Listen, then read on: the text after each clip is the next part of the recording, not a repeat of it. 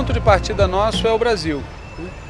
Isso que a gente chama hoje de Brasil, o seu território, a sua população, o seu estado, a sua cultura política foi formado ao longo de vários séculos.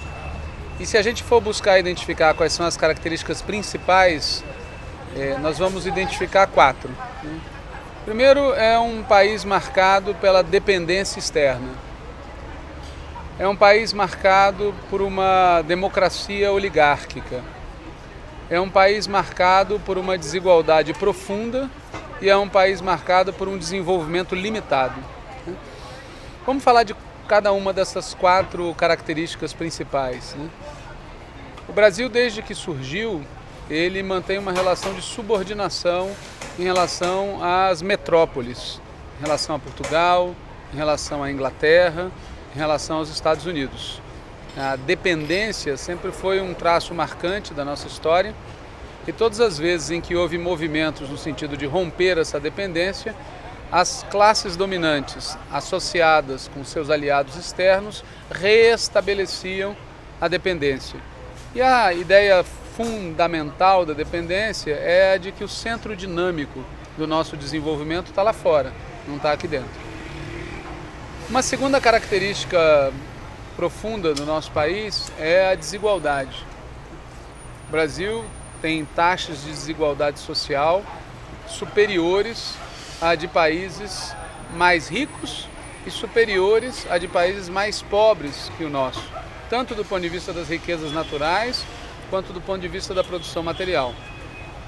Essa desigualdade social profunda não é um detalhe, é uma característica marcante do nosso país e é uma característica que vem sendo reproduzida ao longo de séculos. A classe dominante brasileira se alimenta dessa desigualdade.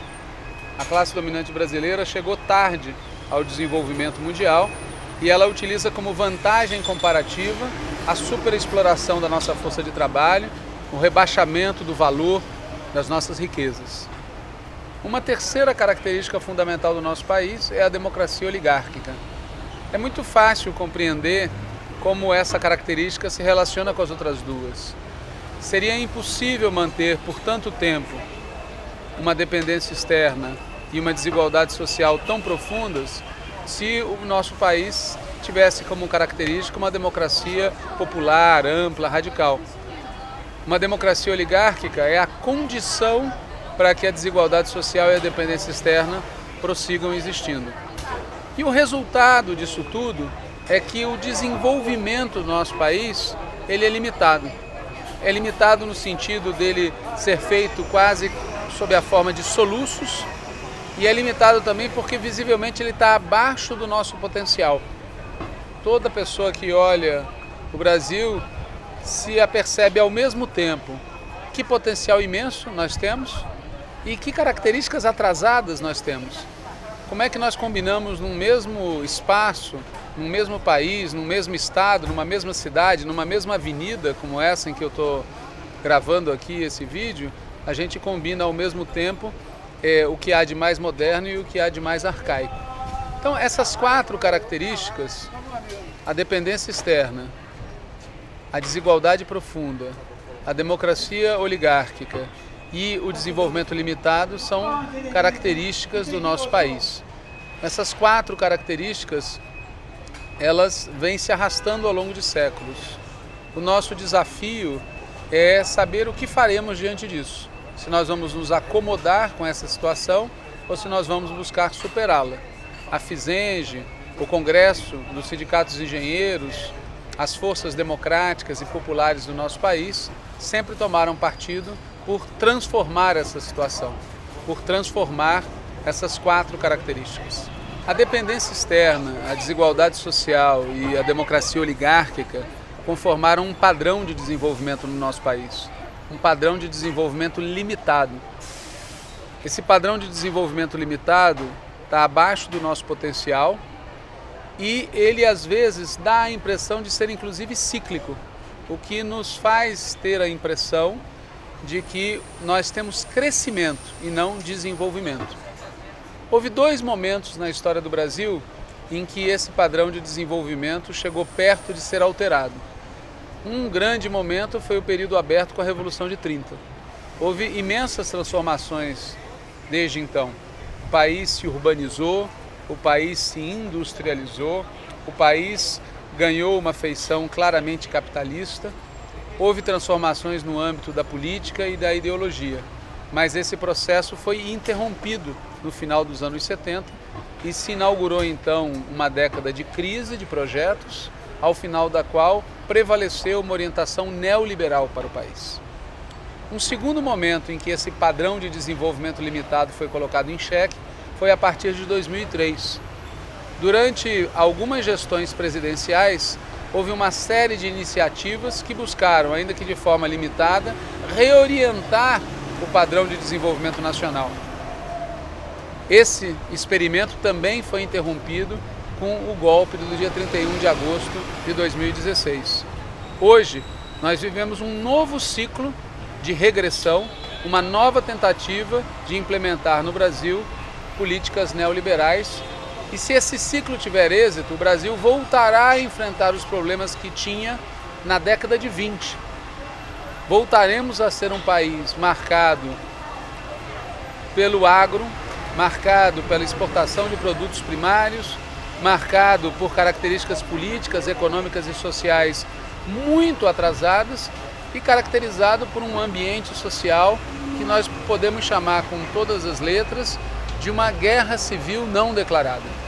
É nesse contexto que nós realizamos o Congresso dos Sindicatos de Engenheiros e é nesse contexto que cada cidadão, cada cidadã, especialmente os que fazem parte dos sindicatos de engenheiros, tem que se posicionar. Se nós queremos contribuir para esse processo de regressão ou se nós queremos detê-lo, revertê-lo, enfrentar o tema do padrão de desenvolvimento, o tema da desigualdade, da democracia oligárquica e da dependência externa para construir um novo Brasil. Se nós adotarmos o caminho de lutar para mudar o rumo dos acontecimentos, é preciso construir um pensamento, é preciso construir uma maioria social e uma maioria política capazes de atingir esse objetivo. E a constituição desse pensamento, dessa maioria social e dessa maioria política tem uma síntese.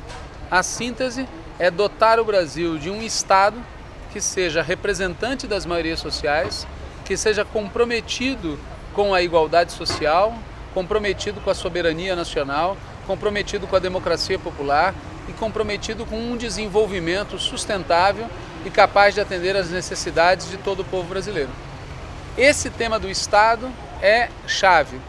O Estado brasileiro, o Estado que nós temos hoje, ele é ao mesmo tempo produto e instrumento de toda essa tradição que eu sintetizei antes. Portanto, o desafio de construir outro Estado capaz de construir um país com novas características é chave. E tem que ser um Estado muito forte. Forte pode significar várias coisas. No nosso caso, um Estado forte é um Estado democrático.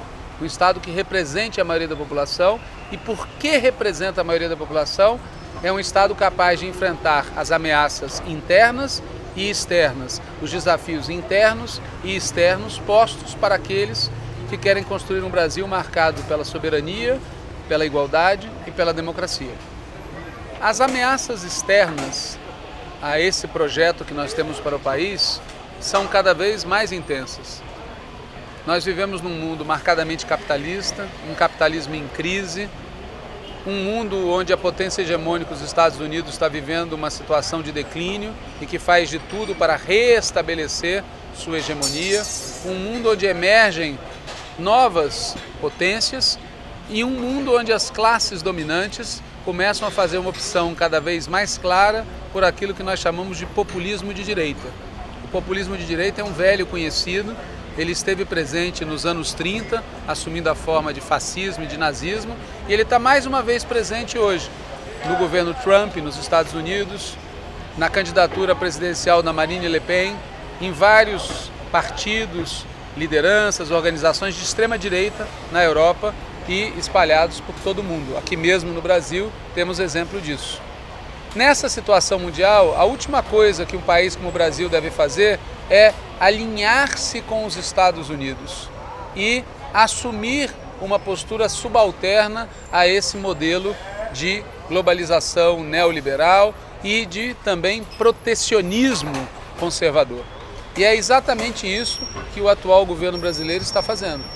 O atual governo brasileiro escolheu o alinhamento com os Estados Unidos no momento em que os Estados Unidos está numa maré protecionista e escolheu abrir mão do projeto de integração regional exatamente no momento que esse projeto era mais importante.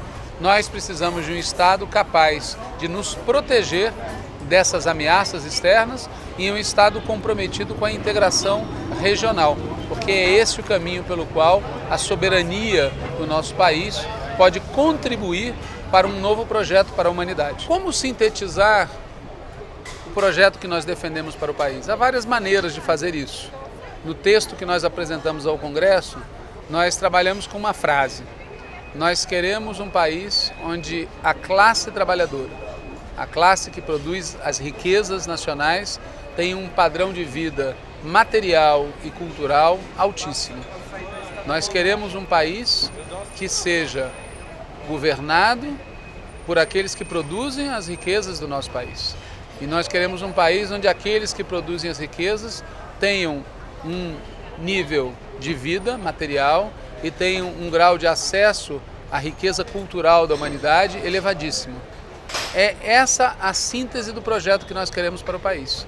Esse projeto não será obtido sem conflitos, porque aqueles que hoje são beneficiários do status quo não têm a menor disposição de conviver com um país em que a maioria tenha acesso cada vez mais amplo, cada vez mais profundo às riquezas que essa mesma maioria produz.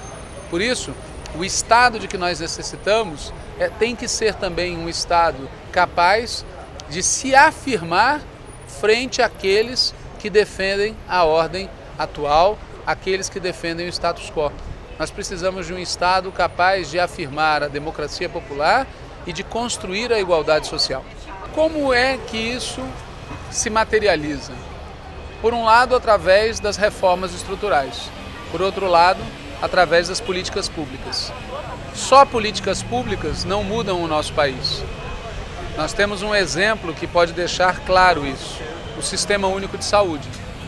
O Sistema Único de Saúde, consolidado na Constituição de 88, ele é uma política pública de boníssima qualidade, uma política pública com uma orientação social, uma política pública capaz, demonstrou ser capaz de garantir atendimento de qualidade para toda a população brasileira. Porém, se nós olhamos a trajetória do Sistema Único de Saúde desde 88 até hoje, o que nós vemos?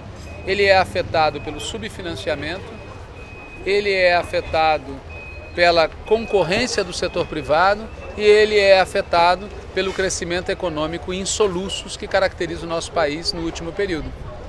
Por isso, uma política pública só não é capaz de dar conta desses limites. É preciso financiamento garantido, e isso supõe uma reforma estrutural, a reforma tributária.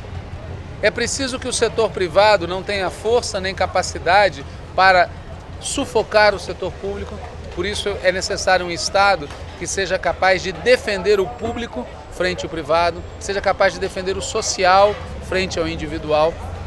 E nós precisamos de um Estado capaz de garantir políticas de crescimento continuado e persistente, sem soluços, sem o que sempre o Sistema Único de Saúde ou a política de educação pública ou qualquer outra política social vai ser posta diante de uma extrema tensão causada por essas quedas na atividade econômica.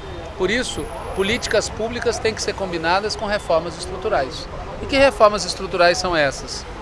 As principais são a reforma tributária, para que os ricos sejam levados a contribuir com a parcela que lhes cabe, a reforma agrária, para que nós tenhamos não só terra para aqueles que nela querem trabalhar, mas também soberania alimentar, controle das nossas fronteiras e fornecimento de alimentos baratos e de boa qualidade para o povo brasileiro. Nós precisamos de uma reforma no sistema energético, porque é fundamental ter controle sobre as nossas reservas de petróleo, as nossas reservas de gás, mas também as nossas reservas de água, não só como essencial à vida, mas também como fonte de energia renovável e barata e ambientalmente adequada. Nós precisamos ter reforma do setor financeiro, porque hoje o setor privado financeiro controla a economia nacional. Fala-se muito, por exemplo, nesse momento que nós estamos gravando esse vídeo, da reforma da Previdência. E fala-se muito pouco que o Estado brasileiro gasta mais com o serviço da dívida pública, 520 bilhões de reais, do que gasta com a Previdência de 100 milhões de brasileiros, ou que beneficia 100 milhões de brasileiros entre os que são diretamente beneficiados e suas famílias. Então nós precisamos também de uma reforma do setor financeiro para garantir 100% de controle do setor financeiro pelo setor público, convivendo com bancos cooperativos, bancos municipais, bancos estaduais de pequeno e médio porte. Mas é impossível continuar numa situação em que um oligopólio controla um dos principais instrumentos de política econômica de qualquer país, que é a sua moeda. Nós precisamos também de uma reforma estrutural no âmbito das comunicações. A democratização da comunicação é um elemento chave se nós queremos um país democrático. Nós precisamos de uma reforma urbana, sem o que as grandes cidades brasileiras continuarão na beira do caos, com grande parte da sua população vivendo em condições subhumanas, não só por falta de habitação adequada, mas por falta de tudo aquilo que caracteriza uma moradia, o que significa dizer local de trabalho próximo, transporte adequado, saneamento, acesso a serviços públicos. Nós precisamos de uma reforma do Estado brasileiro, não apenas da política, mas de todas as instituições estatais, o que significa dizer uma Assembleia Constituinte. Portanto, quando nós pensamos em como transformar o país, nós apresentamos no texto a combinação entre reformas estruturais e políticas públicas. Um aspecto importante do nosso projeto para o Brasil é que precisamos de um programa, de um padrão, de um plano de desenvolvimento continuado. Não falo apenas de crescimento, porque não se trata apenas de fazer os indicadores evoluírem quantitativamente. Nós falamos de desenvolvimento, porque nós queremos um crescimento quantitativo que implique em mudanças qualitativas.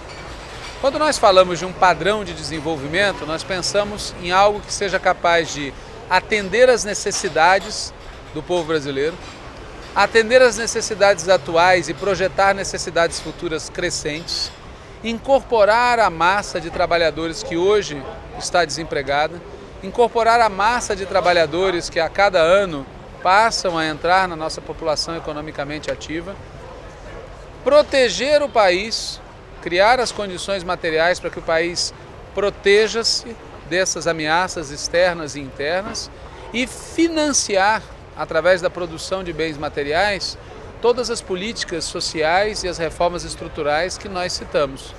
Portanto, nós estamos imaginando que o Brasil precisa crescer e de se desenvolver ao longo de várias décadas.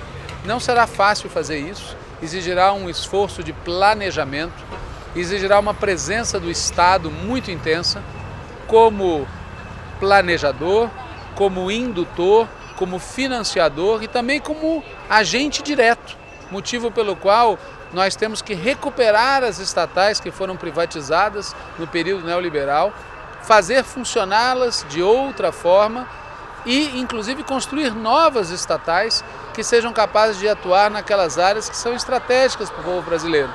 Por exemplo, toda a área da engenharia civil ganhou uma importância decisiva, principalmente agora, em que, por decorrência da Operação Lava Jato, parte importante das empresas de engenharia nacional foram golpeadas e há o risco crescente de internacionalização do setor com a entrada de grandes multinacionais estrangeiras que pretendem vir aqui operar no nosso mercado.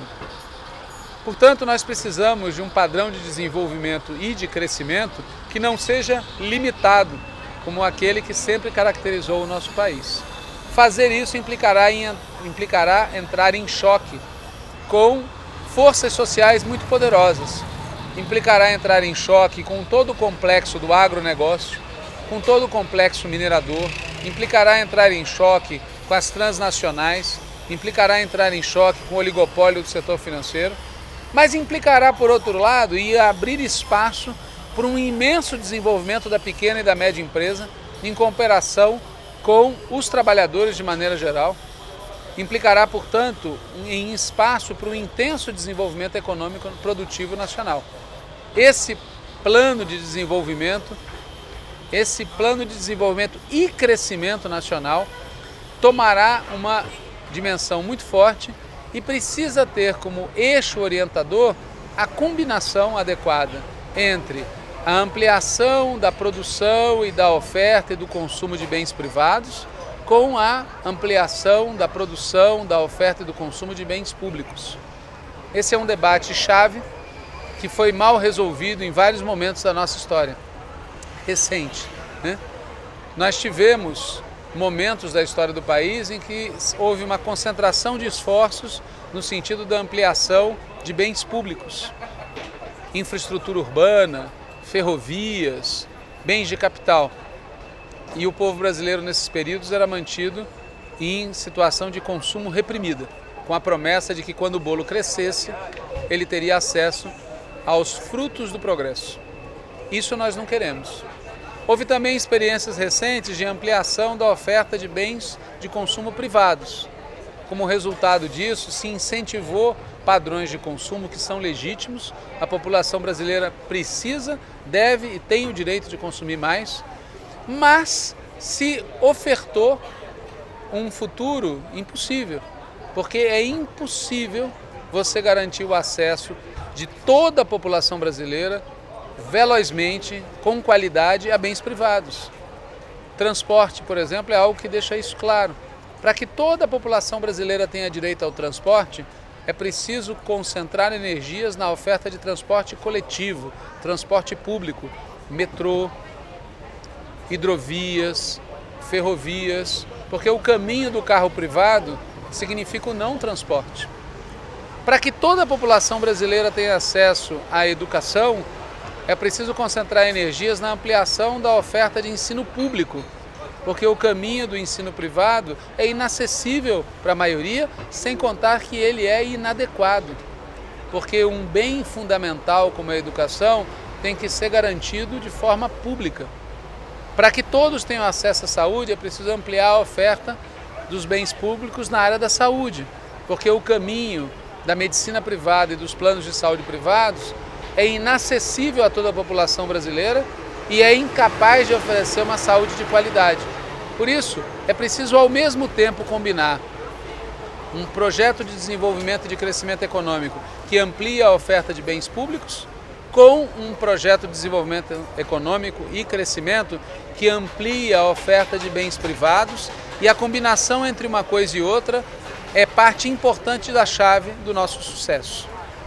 Uma preocupação que nós tivemos ao elaborar esse texto, ao expor o que é o Brasil, ao expor a necessidade de um Estado forte, ao expor a necessidade de soberania nacional, ao expor a necessidade de políticas públicas, ao expor a necessidade de reformas estruturais, e uma das preocupações que norteou a elaboração desse texto que está sendo oferecido ao 11º Consenge é a de dizer claramente que para a categoria dos engenheiros esse projeto ele é importante, tanto porque ele é necessário ao país, mas também ele é importante porque ele expressa, ele permite que a categoria dos engenheiros exerça a sua função social numa escala que hoje pode parecer inimaginável. Quando nós pensamos tudo o que esse país precisa em termos de reforma urbana, em termos de reforma agrária, em termos de ampliação da nossa oferta energética, em termos de ampliação da nossa malha de transportes, em termos da construção de habitações e de equipamentos públicos. Quando nós pensamos cada uma das decorrências materiais do nosso projeto de desenvolvimento no país, e quando nós pensamos o que ele implica em termos de logística, de planejamento, nós estamos falando de engenharia.